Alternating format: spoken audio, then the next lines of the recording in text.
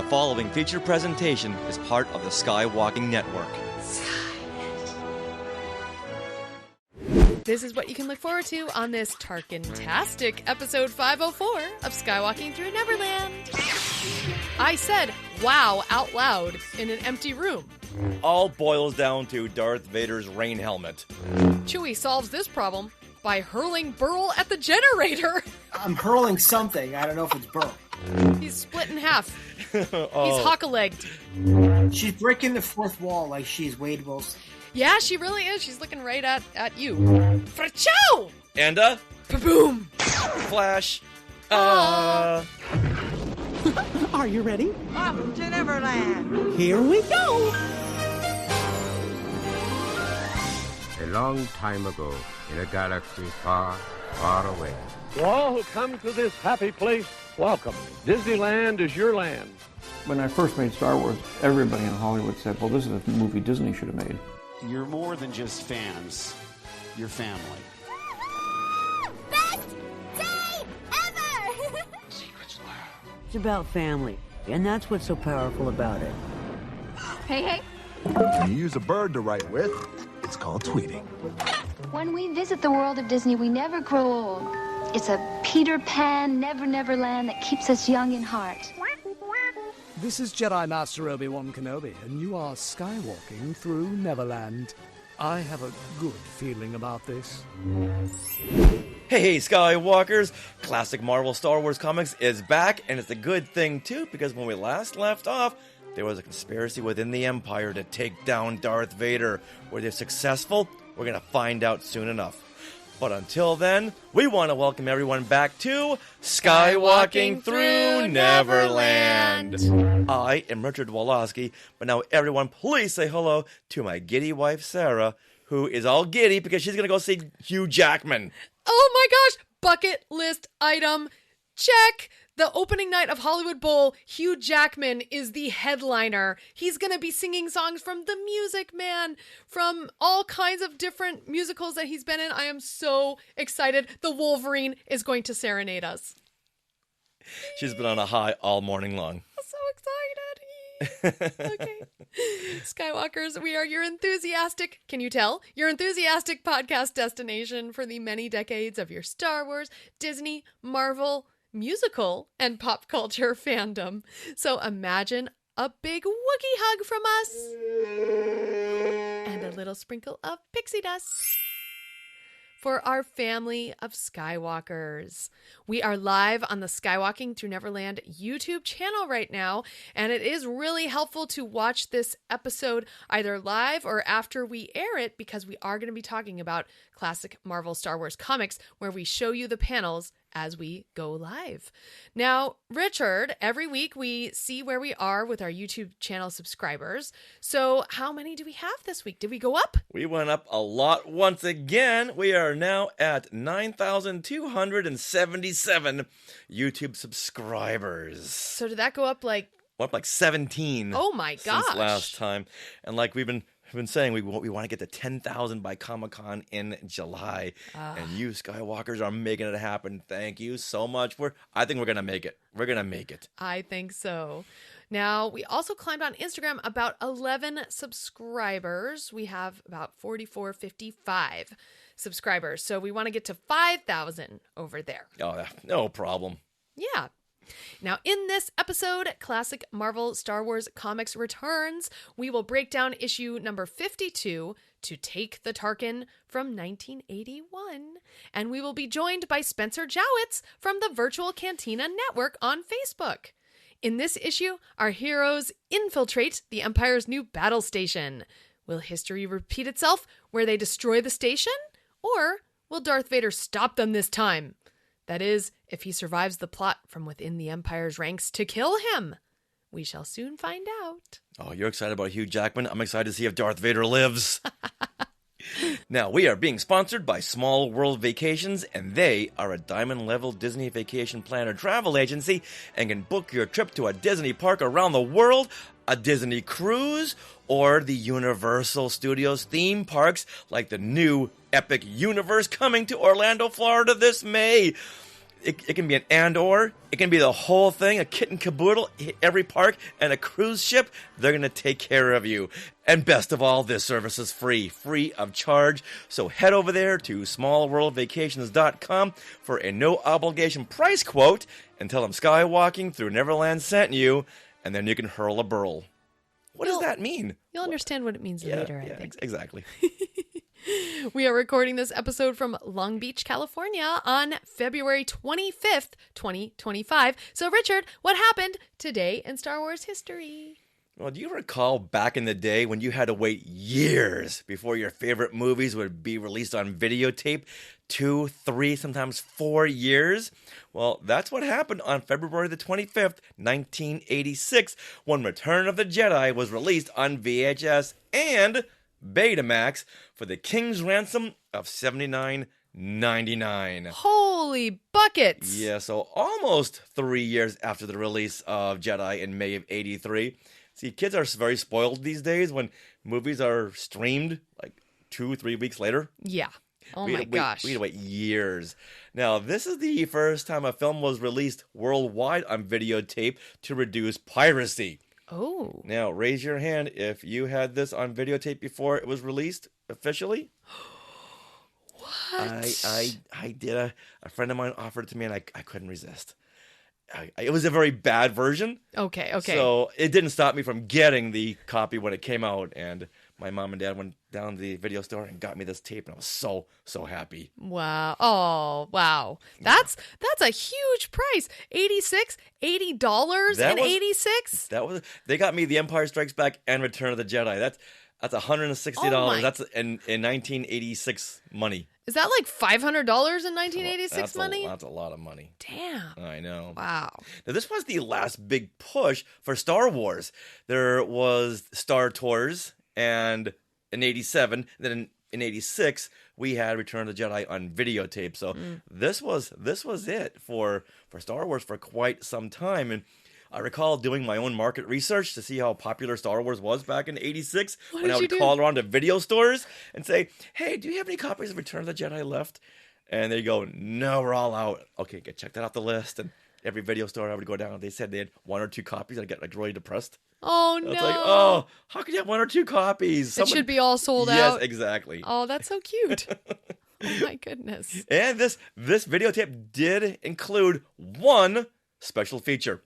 It was a Star Wars saga available on video cassette trailer.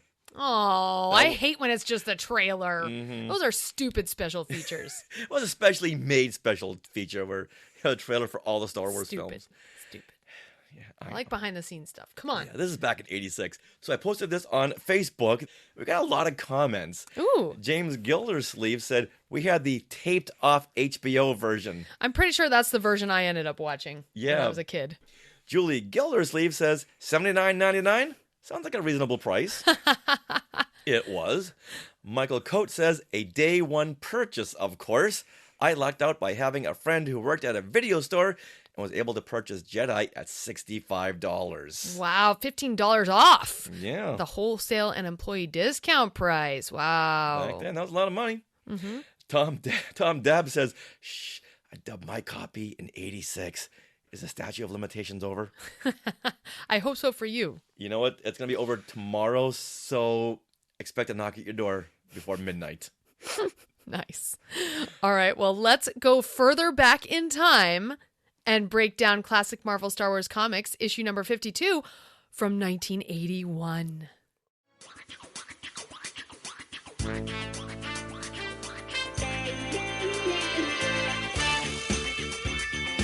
Skywalking through classic Marvel. Skywalking through classic Marvel comics. Classic Marvel Star Wars comics is back with issue 52 to Take the Tarkin. And we brought in our good friend Spencer Jawitz from the Virtual Cantina Network to help us break down this triumphant issue. Hey, Spencer! Hey, Skywalkers. Great to be back on this show, so thank you very much for having me. Well, welcome back to the big show. So glad that you're here because, like we said, this is a triumphant issue. And if it's going to be a triumphant issue, we got to have our good friend Spencer with us. Yeah. Well, thank you. It's a triumphant issue. It goes with a bang. It's a lot of fun. Hey, no spoilers. No spoilers. No spoilers. I'm just saying it's exciting. Yes. Well, speaking of exciting, the virtual cantina is blowing up. Speaking of our theme of blowing up, the virtual cantina is blowing up. So what is going on over there? So much stuff is going on. Obviously, we're getting ready for Celebration Japan, which is in 50 days, which is ridiculous. And we have the Not So Virtual Cantina Special Edition, which is going to be like a condensed version of the Natso and Bunta all in one, which sold out in 4 minutes when tickets went on sale this year. Oh my goodness. I didn't have time to even do updates on 25%, 50%. My phone just came out. I'm like, whatever, which is absolutely great. But we got some incredible news next week on Wednesday on our Celebrating Autograph show. You're not going to want to miss this because we're going to have some major news involving what is going on with the Not So Virtual Cantina. Also, what is going on with tickets, even though it is sold out. You say next Wednesday, that would be March the 5th. Correct. So at 7 p.m. Eastern, 4 p.m. Pacific, we will be on air and we'll have a lot of information about what is going on with the Not So Virtual Cantina, which people are been waiting for. So we're very excited about that. We're also very much involved in another big Star Wars event later this year that we can't talk about yet. We will not be able to talk about it until Celebration's over. But I can say that at least 10 of the officers from the VCN will be flying in for this event. So obviously there's something going on. Well, you have Celebration Japan and this next big event. When do you sleep? I don't sleep because my mind is always going. I look at it as that ADD is actually my superpower. So there you go. I actually can, I use that to my advantage. And also the other secret to us and everything we do is that I also say that I market to the FOMO generation that you don't want to miss. And I'm telling you flat out is that whatever we're involved in later in the year, you do not want to miss because it's going to be big. Wow. Well, let's talk about Japan there for a second. The Celebration Japan coming up in April. What is the one big thing that you're looking forward to? I mean, I have to say, if I didn't say Disney Seas, I'd be lying. Because, to get to go Tokyo to a Disney park, Sea. Yeah. Oh, yeah. I'd be lying if I didn't say that going to the parks over there is as exciting as anything else that I'm going to be doing while I'm in Japan. And it might be my only time ever going over there. But also just hanging out with my friends and the members. I mean, the autograph hall is okay. I'm excited for our event. I don't know what they're going to announce because there's not really much to announce on the docket right now. But just to be able to travel with my friends and VCN family, it's everything to me. I mean, the con is secondary. It just gives us a reason to be there. And if there wasn't be a con, we would have a family vacation anyway. So we would be together, no matter what. So just to get to experience Japan and Tokyo Disneyland and Disney Seas with members, that's all I could need. Well, I can see that. Our FOMO was real, so we'll have to live through. We'll live vicariously through you and Julie and James Gildersleeve, who are also going to Japan. Yeah. Oh, wonderful. Let's segue over now to classic Marvel Star Wars comics. So, Spencer, we really want to know, did you read these comics as a kid? I did not. I was an Archie fan as a kid. Oh, I got a full big box of Archie comics. I loved it, and especially when I was lived over in England, I would go to a newsstand and they would only get a shipment once a month, and I would buy them out of whatever they particularly had. I knew the Star Wars comics. I really was not that, obviously more so than just the movies, which all we had in the figures. that was really as deep as I went into my fandom in my childhood, but I knew that they were there. So I'm playing catch up. I also want to plug as well is there's a Star Wars comic book group that is now a sister group of the virtual Cantina Network that is on Facebook. Please check that out. And right now they're talking about everything, as well as we're going through the High Republic comics on our show, the Jedi Archives, every other Sunday. What is the name of that group? It's a Star Wars comic book club. Okay. Which is on there, which is a VCN group. And also every other week, the Jedi Archives with our good friend Mike Delatorre. He is one of the hosts of that show, talking about High Republic comic books. But like I said, I wasn't really much of a comic fan. I started getting a little bit more involved in reading comics. I mean, I love The Rise of Kylo Ren. I thought that anthology was fantastic, the Thrawn anthology. And there's a new Kylo Ren series that just came out, which I started reading, which is The Legacy of Vader, which is between Last Jedi and Rise of Skywalker. Whoa. What's happening with Kylo Ren's rise to being Supreme Leader. Yeah, Marvel had a great Kylo Ren series a while back, and they never really continued. I guess this will be the continuation. I look forward to that. And I also just picked up, because when I was down in Florida, I got the Ren from the Rise of Kylo Ren helmet, which is available at on Batu. Right. So it looks like Destro's helmet with like the symbol of Ren on it. So it's kind of cool. I love that. But yeah, wasn't really a big comic fan when it came to Star Wars and stuff. But obviously always loved anything that came out. Yeah, Okay. I collected the Archies and the Jugheads and the Betty and Veronicas, the Spidey super stories, and of course the Star Wars official The comic Star book Wars, series. absolutely. Yeah, this spanned from 1977 through 1986, and I got each copy the day it came out.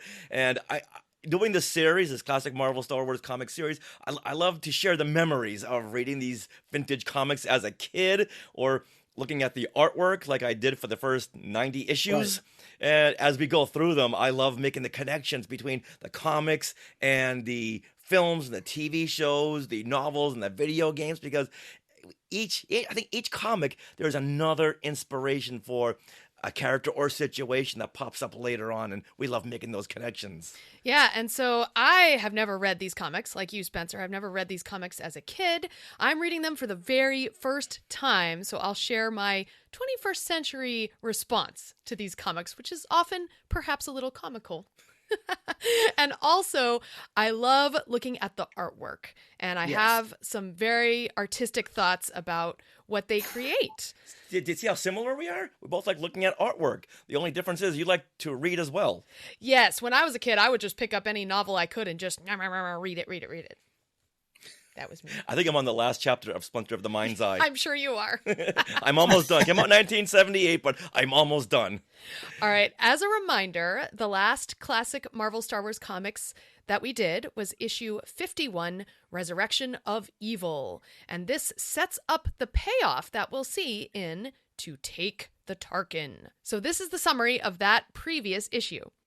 The Rebel Alliance receives word that the Empire is constructing a new superweapon known as the Tarkin. Realizing the danger the new superweapon poses, Luke Skywalker, Leia Organa, Chewbacca, and the droids, and a stowaway Lando Calrissian are sent to infiltrate the Tarkin. However, Darth Vader sets events in motion to capture his long-sought-after adversary, Luke Skywalker. But little does the Dark Lord know that some of his own men are secretly plotting against him due to his vicious punishments imposed against their fellow Imperial officers. All right, so now we move into To Take the Tarkin. Luke, Leia, Chewbacca, and the droids have infiltrated the Imperial superweapon known as the Tarkin. While they are carrying out their plan of destroying another superweapon, Darth Vader is arranging a confrontation with Luke while a group of Imperial officers are planning to destroy the Sith Lord. It's crazy. All right, now this issue came out July the 21st, 1981. So raise your hand in the Sky Chat if you were born when this issue came out. Or already born. right? Yes. Yes, if you were alive. Now, this was written by David Michelinie, artwork by Walt Simonson and Tom Palmer, and the coloring is by Don Warfield. And the cover art is by Walt Simonson. And here we see the looming Darth Vader. He's bathed in a yellow glow, his cape flowing in the breeze. His hands are poised over his fighter as it pursues the Millennium Falcon, as if he's puppeteering the chase. All right, now, Spencer, we're going to ask you your thoughts on this cover, but also Skywalkers in the Sky Chat, if you're watching right now, let us know your thoughts on this cover. So, Spencer, let's start with you. What is your reaction? So I love the fact that, obviously Vader is looming over everything. You got, looks like, the Death Star or anything below it. The coloring is great, but it also kind of looks like he's the puppet master of everything. So to me, that looks like, he's as menacing as possible. I mean, you could substitute Vader for Palpatine easily, and it would have the same effect. Now, for me, I've got to say this is one of my least favorite of all 107 original covers. I didn't like it as a kid, and I don't really care for it right now. And it all boils down to Darth Vader's rain helmet. What is up with his helmet? This is what happens when you think you don't need to look at reference photos when you're illustrating. This would never strike the fear in his enemies. Aside from that, I love the dynamic storytelling where Vader he's chasing down the Millennium Falcon and his TIE fighter while he's standing over conducting the action that's about to happen, and his cape billowing behind him. Wow, that's so interesting, because when I looked at this cover, I said, wow, out loud in an empty room. It was very striking to me, and I feel like it's just a great image. Vader is in yellow and black, not the normal blue and black, so it really makes him stand out. His arms are outstretched, that big Star Wars logo is behind him in red, so there's some great depth in this particular cover. And like you, Spencer, I felt like what this was telling us was that Vader was puppeteering all the events that are going to happen in this issue. So I thought that was great. And of course, the Falcon and this TIE fighter are in a fight angling directly toward you as the reader. So I think it's fun. The only thing that takes away from this cover, I feel, is the bottom, where there's this purple blocky rendition of the Death Star trench. And it's the only thing that seems out of place on this cover. Well, do you know what it is? It's the Tarkin. Oh, that's right. It looks like the Death Star trench, but it's a little too blocky for like the rest of the cover. It's like some other artist did that, and the rest of it was done with a very fine tip pen, whereas the blockiness was done by like crayons or something. If Star Wars were going to enter the Minecraft world, this is what it would look like. Exactly. Yeah. Or Lego. Or Lego, yes. Yeah. Oddly enough, this is the cover issue they had put on T-shirts and posters not too long ago. I'm not sure why they chose this specific cover art. Maybe at this point, maybe they should have changed Vader's helmet, because then that'd be all over it. Yeah. Now, as always, we put out the cover art in our Facebook group and the page, and ask the Skywalkers for their opinion as well. James Gildersleeve says, it looks like Vader is puppeteering and pulling the strings on the Falcon. Seems like it would be an exciting issue. Yes. Oh, Matt Schott does not agree with you, Richard. He says, one of the most fantastic covers of the entire run! Exclamation point. Well, you know what? Different strokes. Mm-hmm. Scott Hume says, love this issue and this cover. So I'm in the minority here. You are. At one point, I had a T-shirt of this cover. See, they merchandised this cover, which I happened to be wearing when I bought an extra copy of this issue at a local comic show. Oh, wow. I also really enjoyed the whole Imperial officer conspiracy subplot in this two-parter. Peak classic Star Wars comics right here. Yeah, it's a neat subplot. We'll talk about it. All right, so Julie says, this keeps coming to mind. She shared a picture of the Metallica Master of Puppets cover, I guess. Is this an album cover? Yes. It was the same puppeteering theme. Yeah, exactly. Yeah. All right. Thank you, Julie, for sending that in. Yeah. And Patrick Izzo says, with Bela Lugosi as Darth Vader. Here's a picture of Bela Lugosi with his... As Dracula, with his hands outstretched, just like Vader. Yeah, doing his mind trance with his bendy Yeah. fingers. Very nice. All right, Glenn Stein. Oh, Glenn Stein's right here in the Yeah. Sky chat. He had written in and said, this may have been better if the stars subtly formed an image of Darth Vader rather than have him out there in outer space and outside of his ship. It's art. So we give it a pass. You can go outside the definition of reality. Mm-hmm. All right, Rex Gordon says, yes, I love this. Vader is manipulating everyone around him. It's much like Doctor Strange casting a spell. Make mine marvel. So I really am in the minority here. Doctor Strange. Yeah, you are. Like I said, I saw this cover. I was like, wow, out to no one. Let's see. Matt Brocker says, always been a huge fan of the Michelinie Simonson run. Probably the best title. And the Tarkin was a pretty good idea before we knew about Return of the Jedi. Why build a new Death Star when you can focus solely on the planet-killing weapon?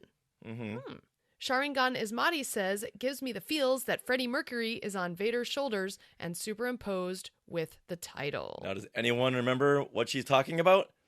She's talking about this. There we go. Yeah, for some reason, they brought out Darth Vader during a Queen concert.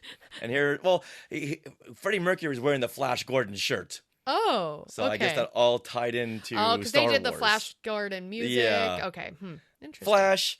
And then Lucasfilm saw this and said, no, take Vader out of your concert. Yeah, I'm going to be the champion this time, Freddie.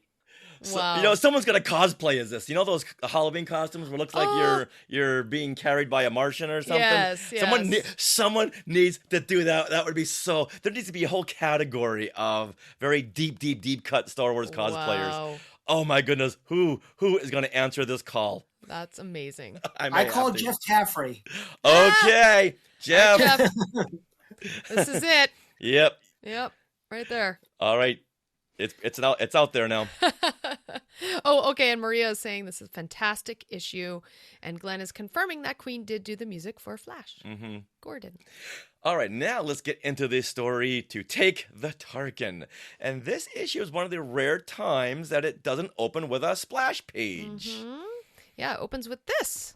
A couple of panels here, and the narration tells us that we are on the Tarkin, a direct descendant of the Death Star, the Empire's most frightful weapon. Now, we do have to say, if you are listening to this as an audio podcast, we do display the full comic issue as we talk about it, each page, on our YouTube channel. So make sure to head over there, Skywalking Through Neverland, and YouTube. If you're just listening to it, we'll make it as descriptive as possible. Yes.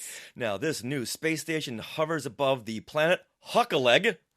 All right, let's stop right there. Hockaleg. This goes down as one of my least favorite Star Wars names.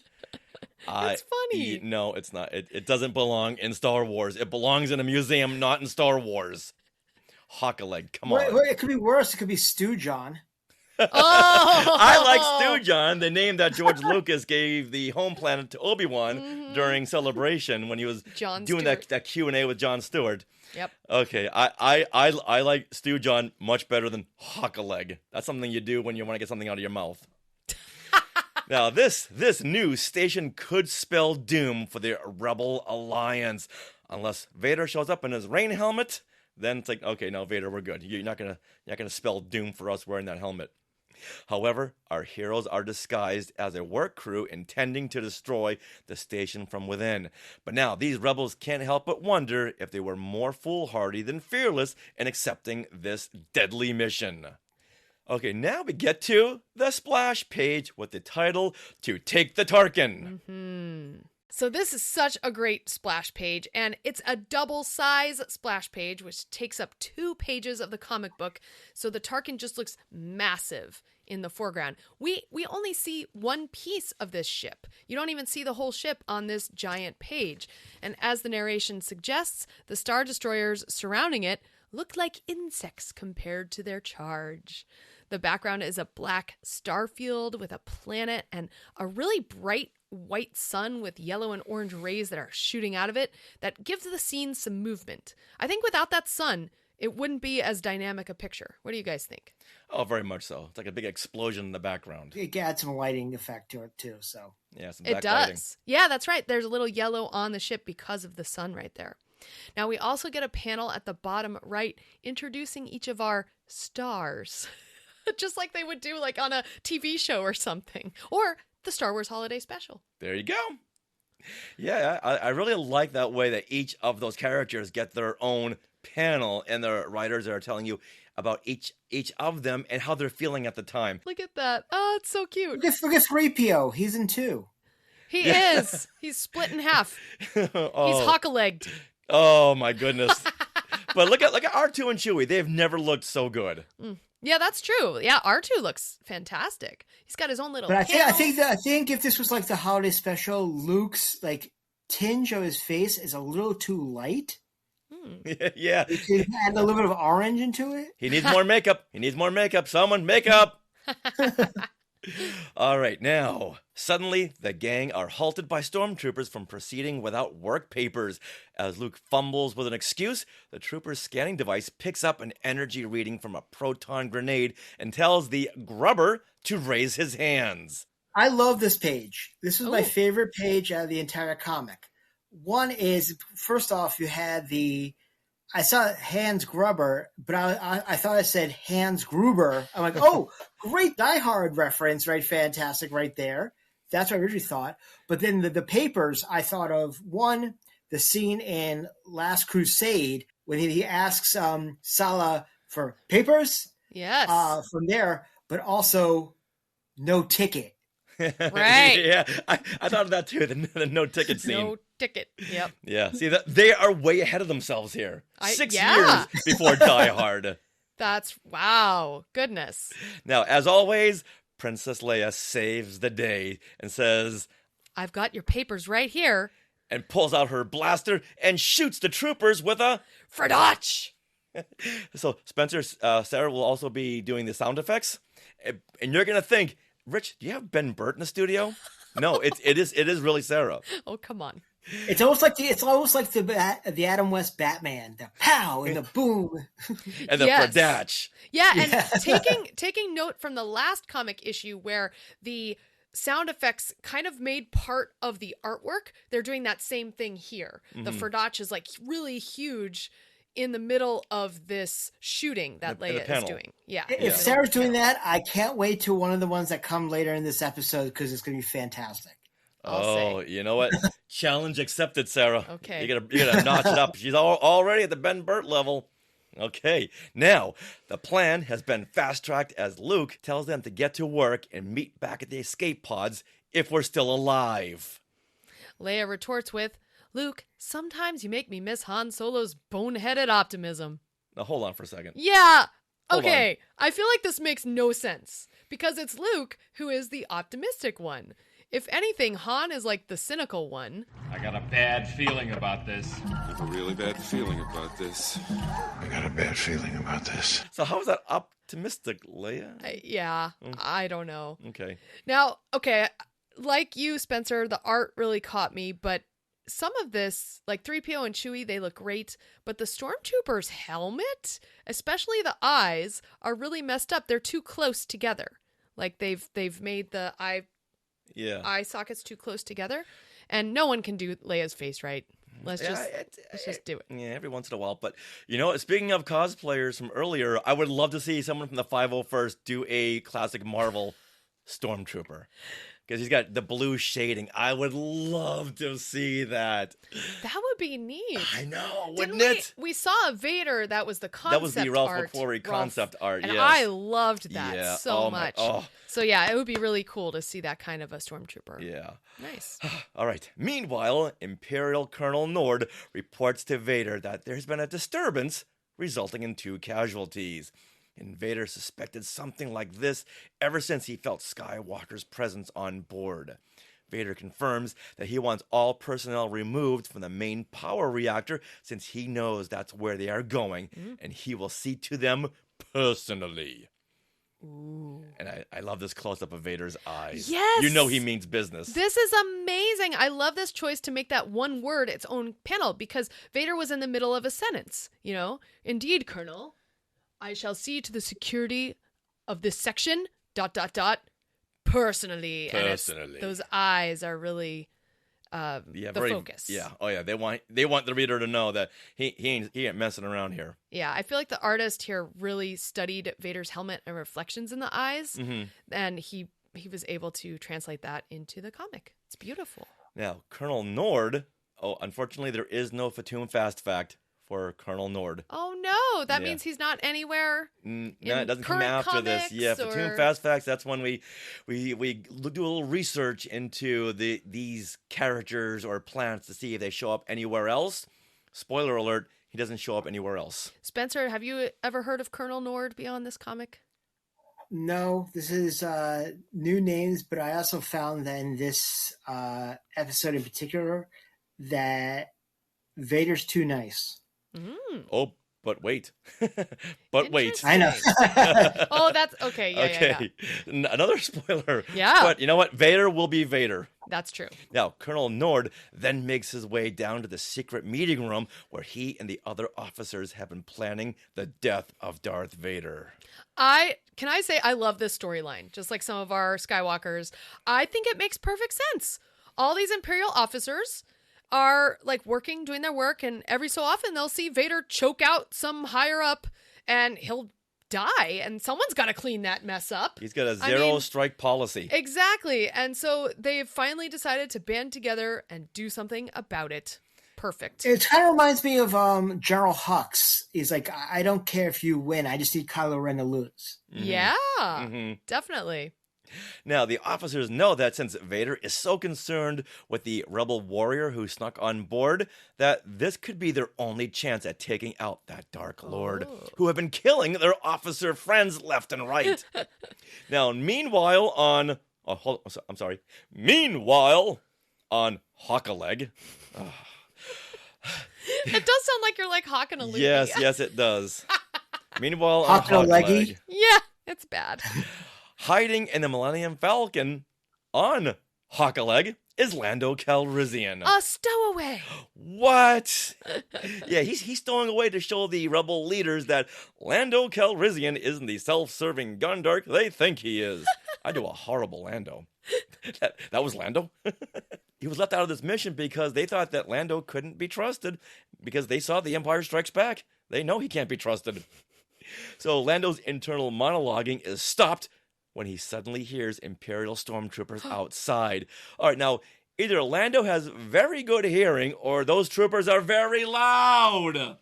Because he can hear them from inside the Millennium Falcon. He can, but maybe the Falcon has some kind of speakers going on. That's like microphones and speakers. High intense microphones. Or maybe they're Bluetooth, like accidentally connected to the inner workings of the Falcon, and all of a sudden the same frequency. I don't know. You know what? Hold on. You know what? That's a good. It says here in the narration, Lando is hearing him not via Bluetooth. Oh, that's what it says. Way back in 81. In 81, yes. Okay. All right, now we cut back inside the Tarkin. A squad of stormtroopers are wondering why they are guarding the power trench that houses the tractor beam generator. Why are we doing this? Okay, you know, Vader doesn't tell them anything. He says, "Go stand by the tractor beam. Maybe it's top gassing they hear. We don't know." Now, R2 and 3PO, they approach the guards and say that they are there for generator repairs. I mean, that's plausible. Now, a trooper gets impatient and raises his blaster to hit C-3PO when Chewbacca grabs him from behind. One of the other guards say, it's a Wookiee attacking Berl. His name is Berl. For the first time ever, we get a stormtrooper name. Not a TK designation. Yes. Yeah, they must be really good friends if they're not calling him by his TK designation. They're calling him by his name. So, unfortunately, there is no Fatum Fast Fact for Berl. Oh. Yeah, he's one and done, as we'll see in a couple of seconds. He should have pulled his arms off. He really should. But in the meantime, the other stormtroopers, they start firing. 3PO gets upset and says now they'll never get close to the generator, but Chewie's on it. Chewie solves this problem by hurling Berl at the generator. The stormtrooper hurls at the generator, which just destroys it. With a para-boom. I told you. If your eyes were closed, Spencer, you would think Ben Burt is right here doing all these sound effects. Oh my God, it's fantastic. I think this is amazing. These 3 panels where Chewie is hoisting the stormtrooper up, and then you get this long shot of the stormtrooper flying toward the generator. It's so But is funny. anybody else looking at 3PO? Like his arms are up in the air, like he's like using the Force or something? Like, Yes, I did look at 3PO and think, his arms would never be able to do that. Oh, maybe he's talking Chewbacca Hurl Berl, which is something we have to make a thing. Spencer, are you hurling Berl? I'm hurling something. I don't know if it's Berl. Oh my! Oh my goodness! Oh my! Hockaleg, maybe. I don't know. Oh, this is amazing. All right, Wow. but 3PO, well, 3PO commends Chewie on his methods, although they were lacking in finesse. Yes. I disagree. That's a well-tossed Berl. It is. It's like, how can we make this happen? Kill 2 birds with 1 stone here. And Chewie hit his target unlike any stormtrooper ever could. Yep. Hey. Well, could it be like, tossing your cookies, but we could tossing Berl? Ew. So it could be anything you want. You can be tossing your cookies, tossing... Hurling Berl. Yeah. It's like using the word Smurf. Exactly. Yeah. Or, lawn darting. Mm-hmm. All right, we have some comments here in this Sky chat. Let's get to these. Oh, Chad. Welcome, Chad. Hey, Skywalkers, he says. Excellent. And this is just someone trying to plug their channel. Okay. All Won't right. be going there. Okay, and Julie is saying that R2 is waiting to save them all. Yeah, that's kind of what R2 does. Mm-hmm. Love it. Or curses them out. Yeah, exactly. So now at the escape pod bay, Leia has a bad feeling about the deafening silence until she is surrounded by a squad of stormtroopers. Uh-oh, who's going to win this battle? My money's on Leia. They appear from nowhere. She's like, I got no time for this. No, Yeah. especially when she's ordered to drop that blaster. But this whole page is dedicated to Leia fighting off, being a badass and fighting off these stormtroopers. Yeah. She leaps backwards and grabs blasters from the 2 troopers behind her.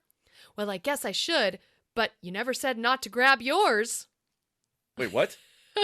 Oh, because he said drop the blaster. Oh, okay. He said drop that blaster. Okay, Yeah. okay. So she says, well, I guess I should drop the blaster, but you never said not to grab yours. And she reaches right back. And Yeah. with all her strength, this little 5'2" princess, she's going to make short work of these troopers. Now, this sounds more like a Han Solo line, doesn't it?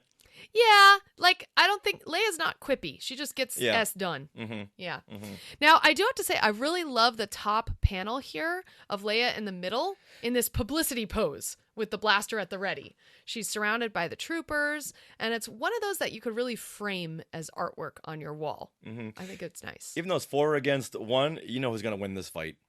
Oh, yeah. Absolutely. She's breaking the 4th wall like she's Wade Wilson.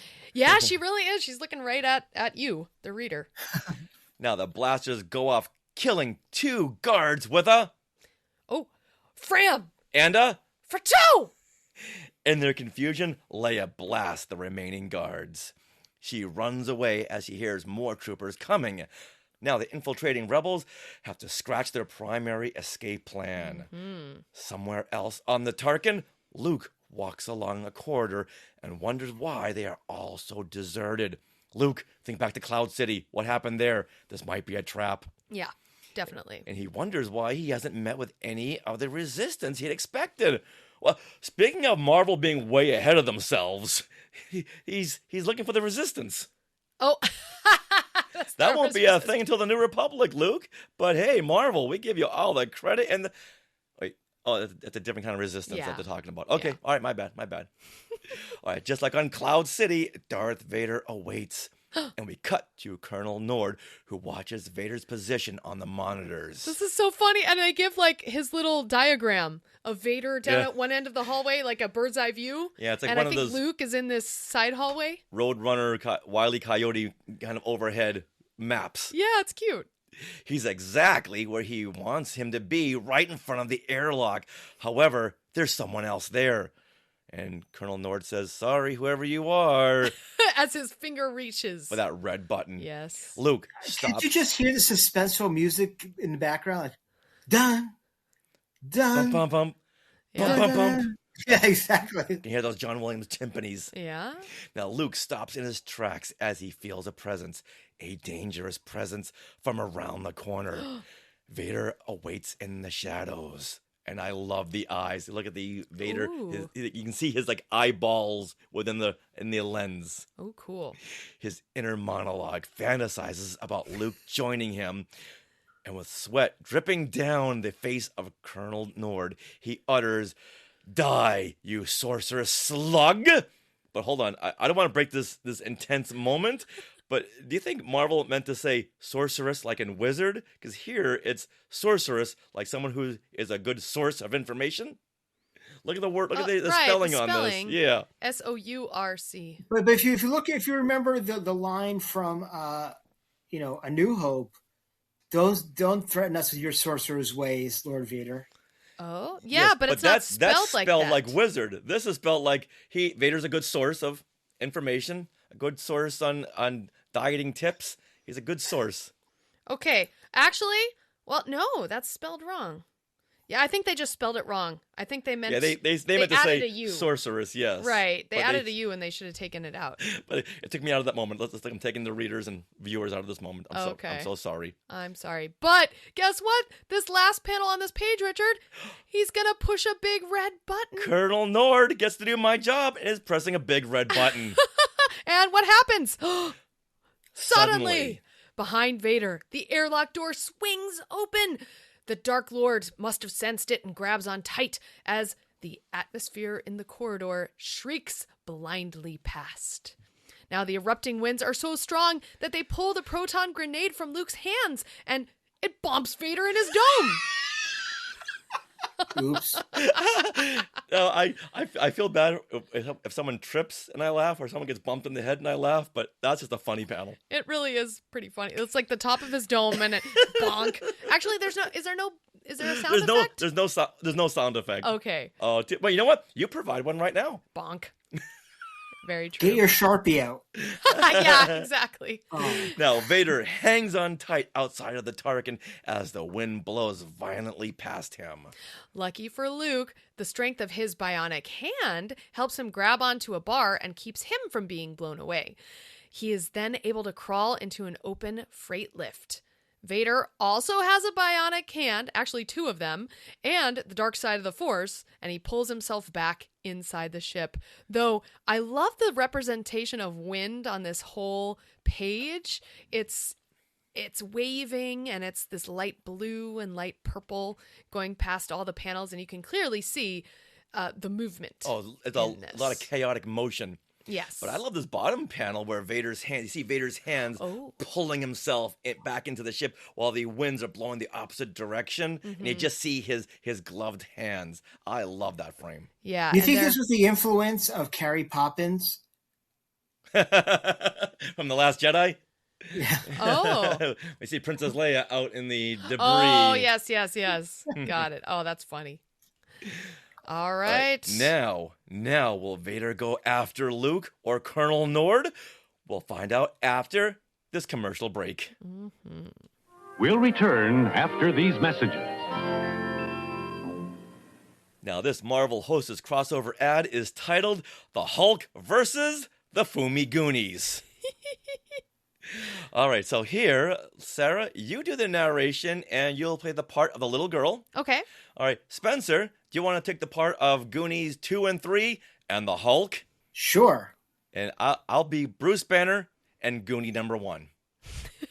Okay. So who's Data, who's Chunk, who's Mouth? No, wrong Goonie. Yes. Yeah, the Fumi Goonies. That's funny. Okay, here we go. Bruce Banner stands outside of a post office. A mailman? What a great job to apply for. No enemy except for a yapping dog or two. Inside the post office, Bruce stares at the long line. But mailmen are civil servants. There'll be questions, forms, tests. Suddenly, 3 guys in military-looking khakis burst into the place. They are the Fumi Goonies. We are the Fumi Goonies. You're all now hostages of the revolutionary government. What lousy timing. Oh, no. I feel it happen. I feel it happening. Bruce Banner transforms into the green monster known as the Hulk. You make Hulk angry. Hulk squeeze you into size of envelope and mail you through the out-of-town slot. No, Hulk, don't! Give him your hostess fruit pies! We surrender for fruit pies. Later, after the police have put the Fumi Goonies behind bars. Real fruit filling. Delicious apple. Light flaky crust. This cherry's better than any pie that I've ever had. Once again, Bruce, in his tattered clothes, is on the move, not able to stay in one place too long. I'll send the Fumi Goonies a bill for the kids' hostess fruit pies and for my new clothes. You get a big delight in every bite of hostess fruit pies. Oh, that was brilliant. That was really, really brilliant. I loved every minute of that. I believe that we were all the Fumi Goonies, the Hulk, Bruce Banner, and the little girl. And the little girl. The little girl had all the ideas. I channeled my inner Lou Ferrigno. I knew that. I was thinking, wait a minute, that's not Mark Ruffalo. That's more of a Lou Ferrigno. So after all this is said and done, what did we learn from this story? Everybody's got a price, even if it's fruit pies. Oh. Yeah. I'm beginning to think that there's a little something extra in these hostess snacks. Since the villains in every one of these crossover ads, they seem to give up very easily for a hostess Twinkie or a cupcake or a fruit pie. Mm-hmm. They just abandon all evil doings. Yeah, so always keep them on you. And what's in these fruit pies and hostess snacks? There's got to be something in there. Something. And I learned that you should always listen to little girls. They have the answers. All right. Well, after that dramatic reading, yes, let's get back to the show. Back to the show. Darth Vader pulls himself back into the Tarkin and lumbers against the unstoppable winds. He closes the airlock and says, "I shall deal with you, Colonel Nord." Now, how did he know it was Colonel Nord who opened up that airlock? I think it was one of those hand-wavy moments. How does he know it was him? I think he just senses what's going on, the subplot to kill him. Okay. He knows everything. His thoughts betray him. There you go. And then what is Vader holding in this very first panel on this page? Is this a lightsaber that he's holding? Or it looks like a police stick or something? What is this? A lead pipe. That's what I thought it looks like, right? But why is he holding it? He might have grabbed it on the way outside. That's maybe he pulled it from outside. Like that's what he was holding on to go out when he was being blown out of the ship. Right. And then he just with his mad Darth strength, just ripped it off, and he's going to go beat a guy with it. I don't know. Well, since all these Imperials like, hey, Darth Vader's killing everyone. Mm-hmm. Well, if Vader went to go kill him with his lightsaber or a force choke, they would know it was him. So maybe he's going to get a lead pipe and beat him to death with this. That way they'll go, I don't know who did it. Oh, so it's Darth Vader with a lead pipe in the spaceship. Got it. There you go. On the Tarkin. Oh. On the Tarkin. Well, we are hurling Berl. That needs to be a shirt. No kidding. Yeah. Oh my goodness. Now, on the bridge, a dead man gulps. As he puts his hand on his throat. Yeah, Colonel Nord, he knows what's coming. Mm-hmm. In another part of the Tarkin, Leia has found the ionic cannon, the same weapon used to destroy her home world. Oh, no. Actually, it wouldn't be the same weapon because that was blown up. True, but the same type. Weapon, yes. Now, Chewbacca, R2, and 3PO, they receive a transmission from Leia.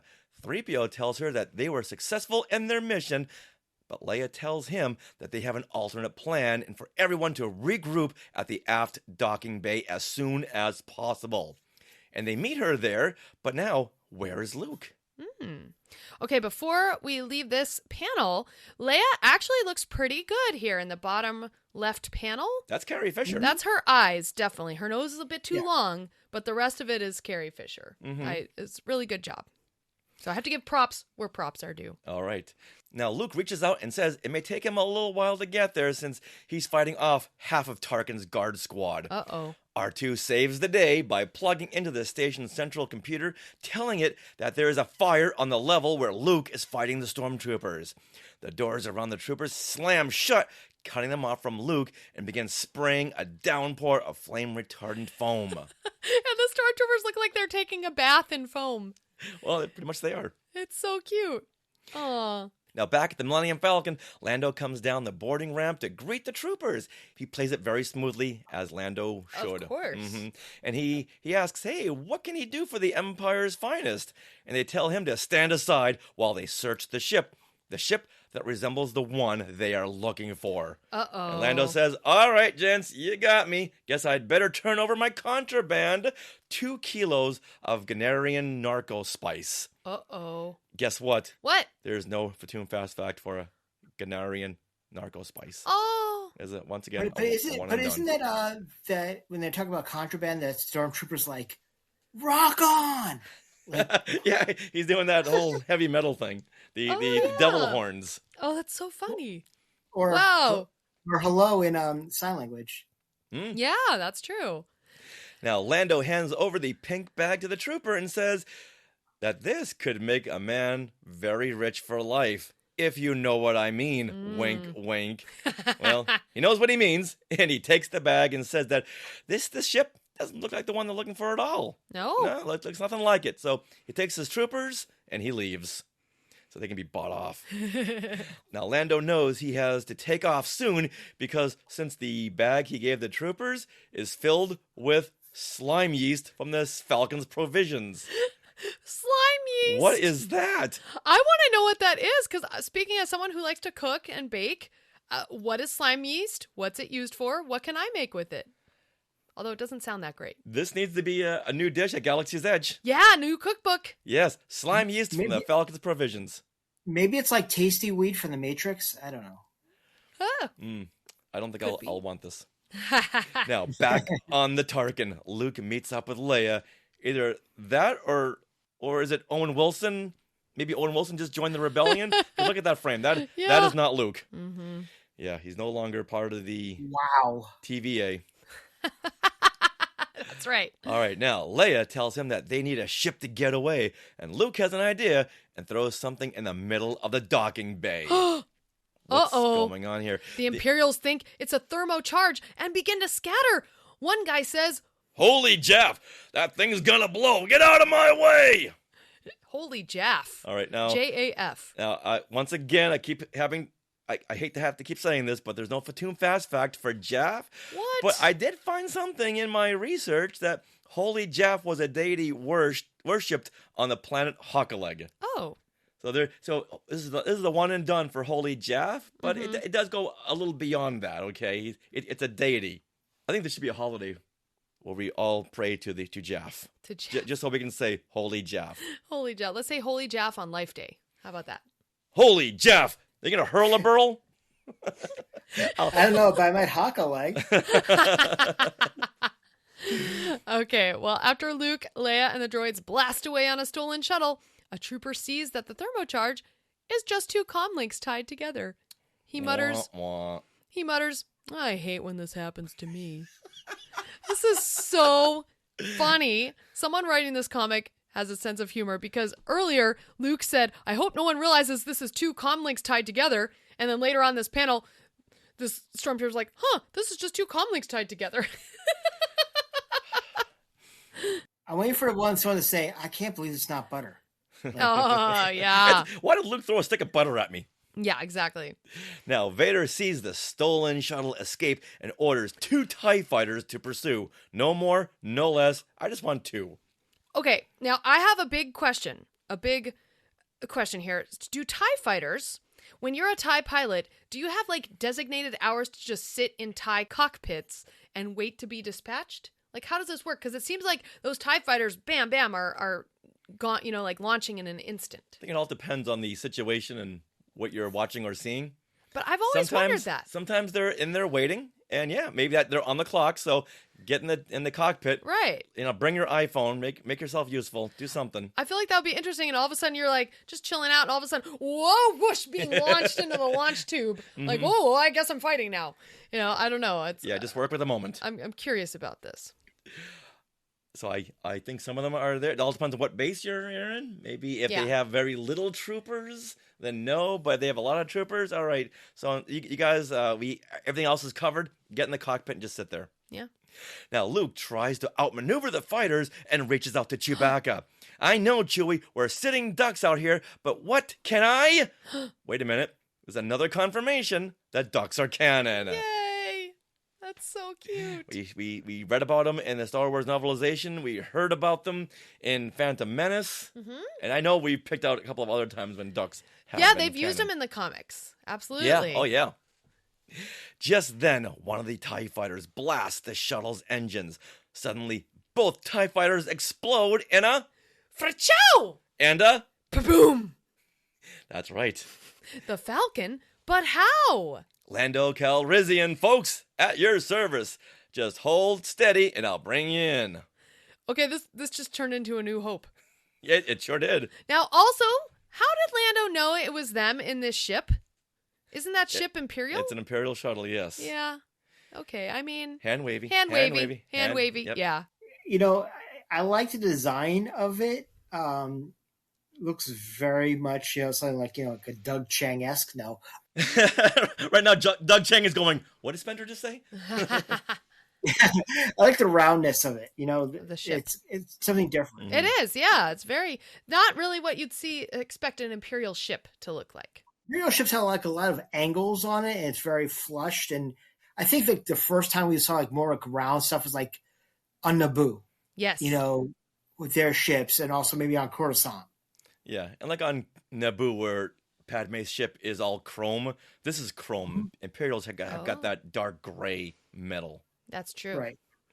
All right, now Vader doesn't like this and blasts off after this unsuspected player.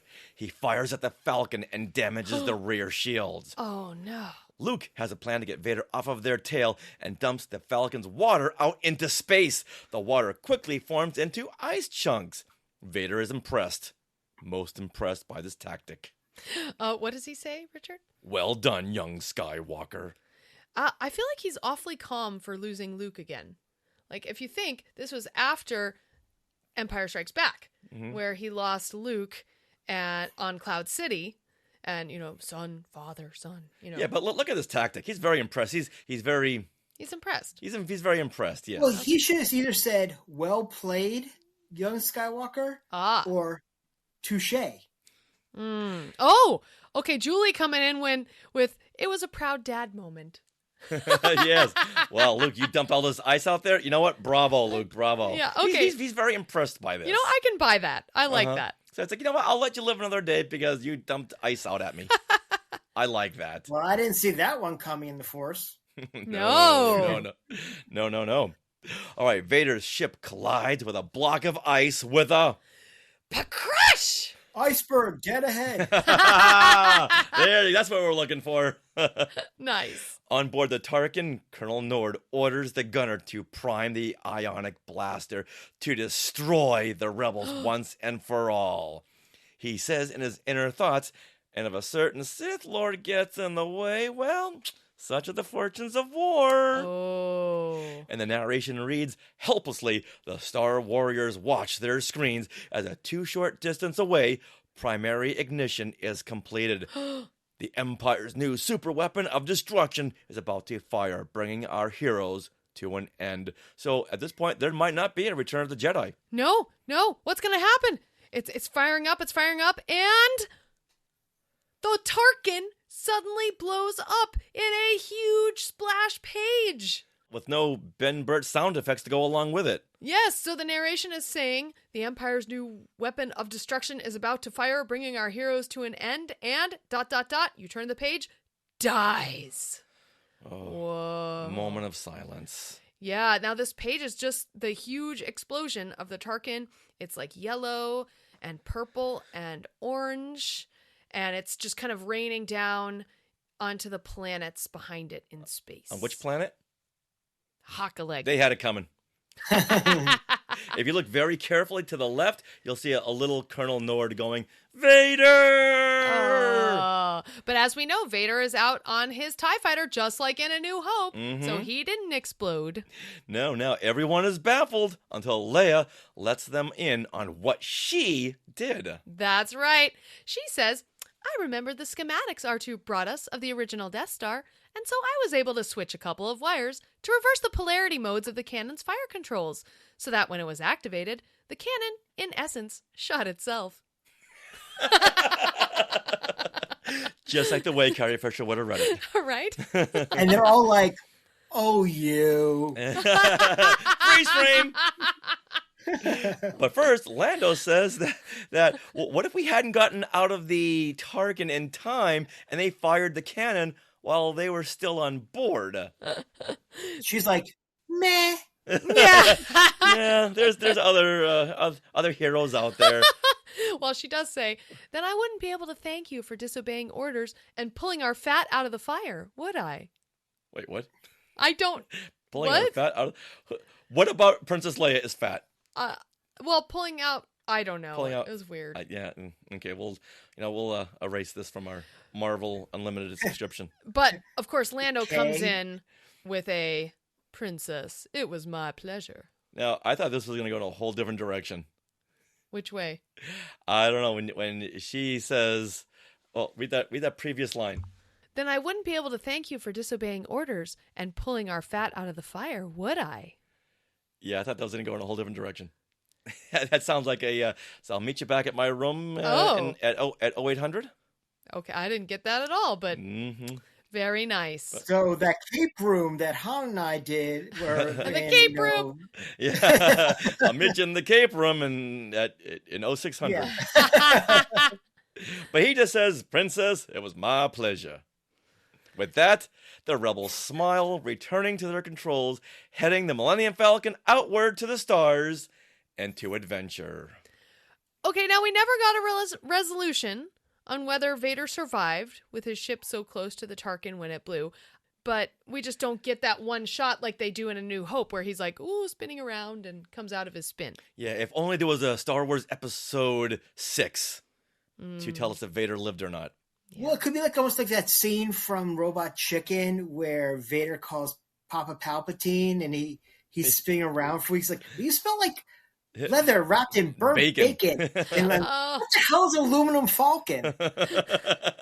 It could be one of those moments there that he called out the Palpatine already. It's like, oh, again, I gotta save you, Vader. Again. Oh, there you go.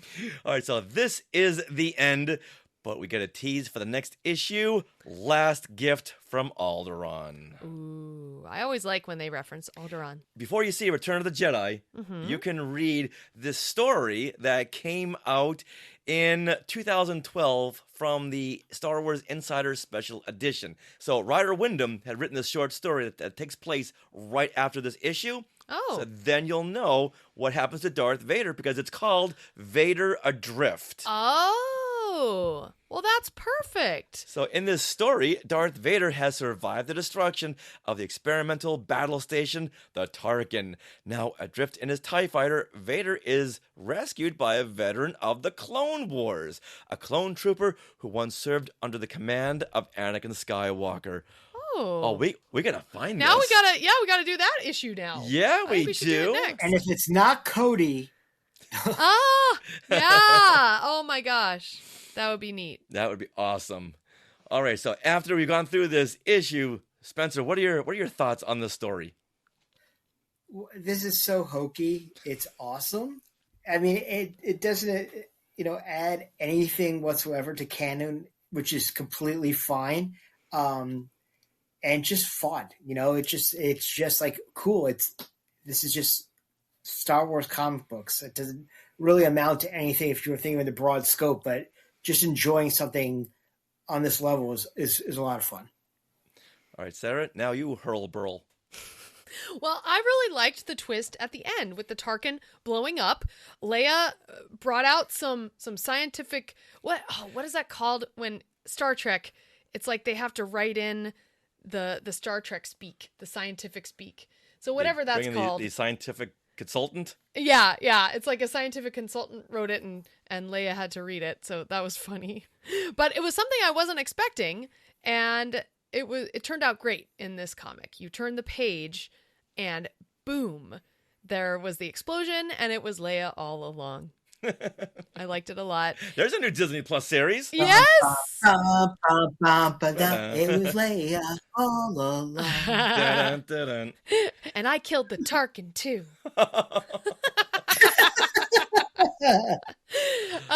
So I really liked it, and I have to give great props to the layout designer of this issue, because the panels really matched the storytelling and upped it. For example, the Tarkin blowing up, you turn the page and it's like, oh my gosh, it blew up. Or to the subtler moments, like Chewie throwing the stormtrooper into the power generator in that 1, 2, 3 panel punch. And who was that stormtrooper? Berl. Berl, that's right. Come on. Yeah, that one. It was Berl. He hurled the Berl. And then, of course, Vader's one line read that made its own panel when he said, personally. And it zoomed in on the ECU of his eyes. Yeah. So I thought that was great. Extreme close-up. Good stuff. Exactly. Okay, I thought this was a very fun story that replays the last half of Star Wars, as we pointed out. The ending seemed to come out of nowhere, but it is what it is. And you'd think that Leia would have told him of her plan a little sooner. Yeah. About how she was going to destroy the Tarkin. That seems like, oh, wait, hold on. Leia, you forgot a line. Say this before you got to wrap it up. I didn't know she was quite the engineer. Right, but right. apparently she is, and she seemed to have pulled this plan off to the fullest extent of her scientific knowledge. Yeah. I'm surprised Vader didn't bring this up when he faced off with Luke in Return of the Jedi. Yeah. Say, yeah, you know what? We fought last on the Tarkin. We're going to fight again on this new Death Star. Well, so they're walking through Endor, and that whole thing is like, I know, Father. Now about the Tarkin. And where's Colonel Nord? Yeah, we hadn't seen him died. Since. He may have fallen out of the Tarkin. You never know. Fallen out into space? Into space, yeah. And then died. We don't know. We didn't see the body. Well, let's go to Vader Adrift, this comic, see what Ryder Wyndham has to say about Colonel Nord. Inquiring minds want to know.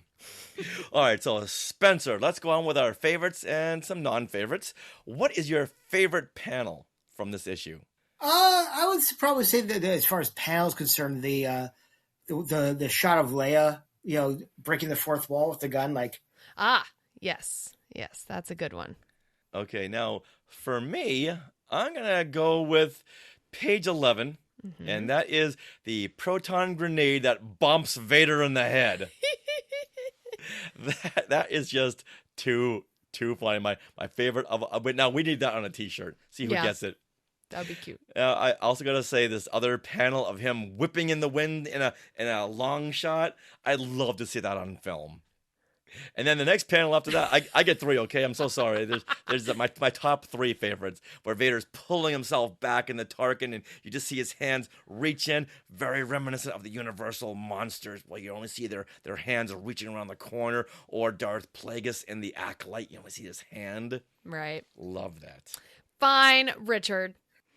Now, I do have to come off you, Richard. I do think that middle panel of Vader being pulled out of the airlock is one of the coolest panels, just as a piece of art. Also, that could be Batman.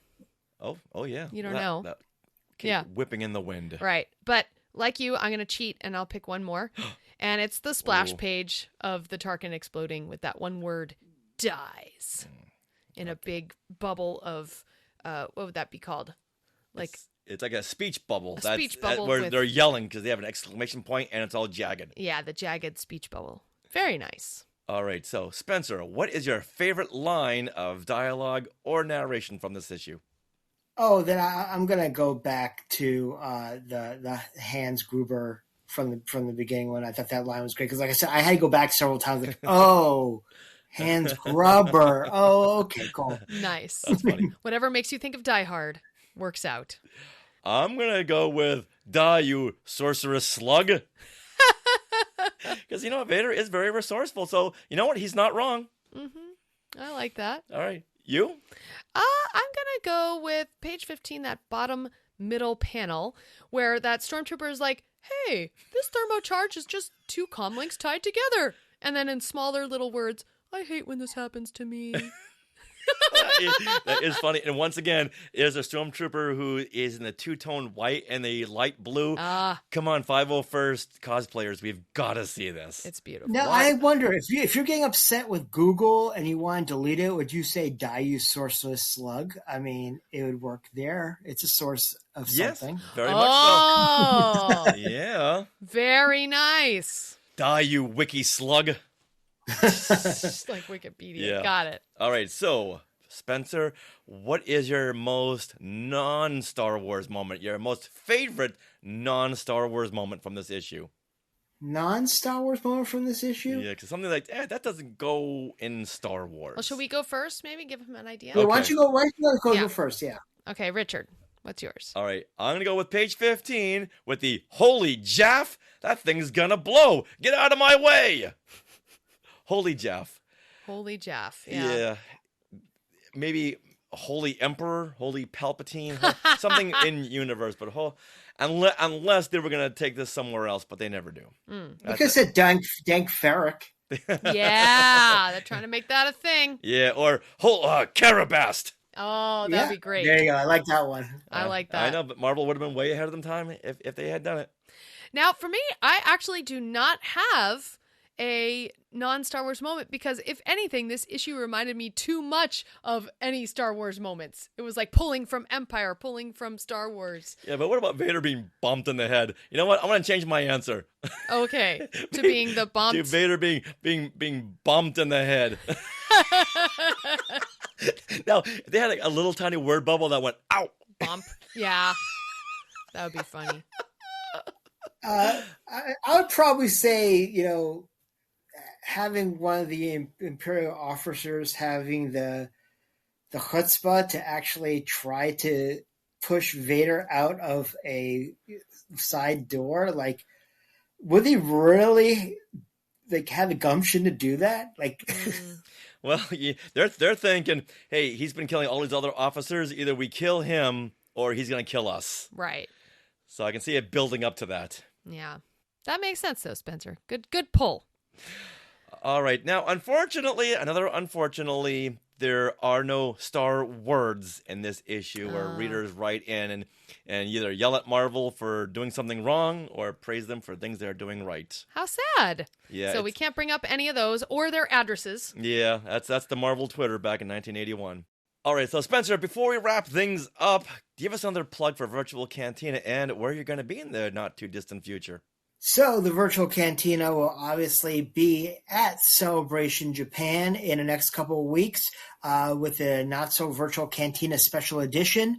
Don't forget that next Wednesday, we return with Celebrating Autographs, and we are going to be talking all things autographs at Celebration and some incredible, massive news involving the Not-So. So please make sure you take a look at that. I can say that we will be at ICC Con in Nashville. We will have a fan table there this year, so please come see us there. But as soon as we get back from Japan, big news are happening. That's all I can say right now.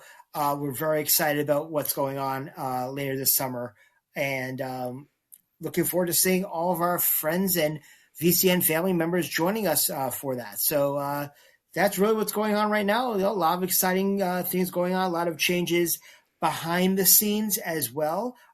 So we're looking forward to the next however long. We just hit 72,000 members in the group, so we're on the march to 100.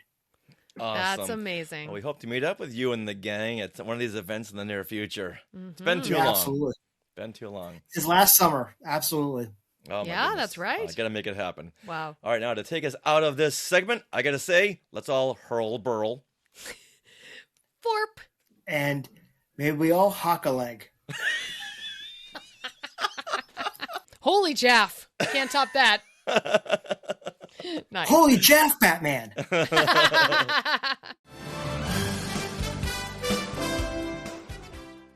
That wraps up episode 504 of Skywalking Through Neverland. We want to thank Spencer Jawitz and all the Skywalkers who listen every week. Please, please, please subscribe to our YouTube channel and click the little bell for alerts. And you can also find us on all socials at Skywalking Pod. Now, do you have things that you want to share? Well, we do, so join us every Monday at 6 p.m. Pacific time when we do a live YouTube shows, Things We Want to Share. We share things we've done in the past week, new merchandise we may have gotten. Then we invite everyone to come on and share what they have done that week or anything they had just gotten. And we play a little trivia the last half of the show. Yeah. Lots of fun. Lots and lots of fun. Skywalkers, are you interested in our books? We have autographed copies of Today in Star Wars History, parts 1 and 2 available, as well as Skywalking Through My Fandom, the interactive notebook, which makes a great gift, maybe a May the 4th gift for some kids in your life, something like that. They are available now from skywalkingthroughneverland.com/book. Now, do you want to support Skywalking Through Neverland in other ways? Well, consider supporting us through the Skywalking Force, which is our Patreon. The Skywalking Force has access to bonus content in the form of our Zoom discussions or now StreamYard discussions on the latest Disney Plus shows coming up, Daredevil Reborn. Oh my gosh, that's going to be fun. Released, not dropped, but released March the 2nd with 2 episodes. So next week, we're going to review those episodes and do a little deep dive on Daredevil. Absolutely. This bonus content begins at only $5 a month. You also have the option to pay for a full year if that's what floats your boat. I think you get a 10% discount if you do that. And there's just different options available. So check it out. Head to skywalkingforce.com. Now, we want to thank our sponsor once again, Small World Vacations, for their continued support. Thinking of a trip to a Disney park, a Disney cruise, or a Universal Studios theme park? Well, you can fill out a Get a Quote form at smallworldvacations.com today. Their vacation planning service is free, so check them out and tell them Skywalking Through Neverland sent you. Then you can say, I want to hurl a Berl. Now, you know what that means. We are part of the Skywalking Network. Where you can find other great shows like Talking Apes, The Max Effects Podcast, The Neverland Clubhouse, Totally Tell Me Everything, Star Warsologies, and the YouTube shows Collectopolis and Today in Star Wars History. Now, don't forget to stick around for bloopers. There'll be lots of them. And other fun stuff that didn't make it to the show. And always remember to hurl a Berl. And Hockaleg. And Neverland on Alderaan. Now, so let's seg over now to classic Marvel Star Wars comics. Oh, there was a glitch. When you said segue, it glitched. Well, let's seg over now to classic... Okay, whenever you say segue, it always glitches. Okay. Let's seg over now to classic... Segue. Okay. I was trying to be covert. I know you're trying to be subtle, but just tell me. Hey guys, we're live right now. I know. I hope you know. You know what? Hold on. Let's check. Another blooper situation. I'm pretty sure it's to take the Tarkin. Does anybody know who's watching? See, your wife is always right. Oh, here we go. I say. I should not be invited on this show anymore. It's ridiculous. Hey, look at those names to the left. They are part of the Skywalking Force, our Patreon. Become a producer yourself and check out all the Disney Plus themed bonus content available depending on the level you subscribe. Become a member of the elite Skywalking Force at skywalkingforce.com.